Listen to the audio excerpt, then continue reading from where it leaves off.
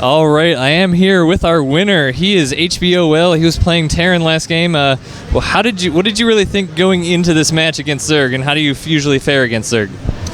I'd say right now for me, Zerg is about a 50-50 toss-up. I'm pretty, get some wins, get some losses, how that goes, and I felt pretty good about it. I got to actually meet with the guy I competed against last night. We got to talk, and I got to see some of the strategies that, he works with as well. So overall, I felt pretty good. What would you consider your best matchup and your worst at the moment? My best matchup right now, I'd probably say, is against Terran.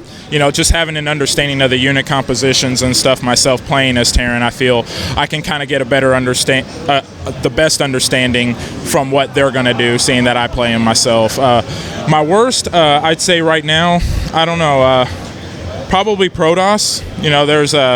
There's a lot of interesting strategies that have emerged, with Heart of the Swarm, such as, I guess a real popular one it would be, the Oracle timings that may follow up to some kind of Void Ray follow-up. So, just, trying to get an understanding of, what kind of harassment you can expect, seeing that there's so many different ways they can open up with, it's been a challenge for me, but, I'm working at it, fighting, so. Going back to the last series, we described those games as a little bit unordinary. Game one, was that your plan to make two factory, just a huge number of Hellions? Obviously it was your plan, you did it. But what was your thinking doing that? Is it kind of one of those, I do this and I either win the game or I maybe don't lose the game and can transition out of it? What was your goal when you go hardcore into making that many Hellions and just run in with Blue Flame like that?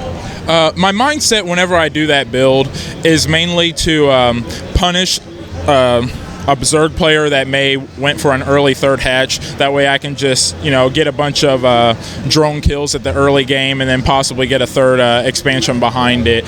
And, if they see it coming and maybe let's just say they didn't get that third hatchery, it's really good map control as well. So, they're going to have to pull probably some roaches or some Mutalisks before they can, regain map control. But then, by then, hopefully, I can get back into the macro game. So fast forwarding on to game two, it seemed like you tried to do a similar thing, but maybe play a little bit of mind games, to where you went with one factory and made some Hellions, but you put 3 barracks down behind it, all with tech labs. Were you planning on showing him the Hellions to freak him out and maybe say, okay, same thing's coming, I'm going to make a bunch of roaches, and then you've got 3 tech lab barracks behind it to make Marauders? How does that differ, and where did you want to go with that? Well, my plan there was just to show him a standard amount of Hellions for that timing and then just surprise him with a bunch of Marauders because, again, I believe that was on Whirlwind where I did that.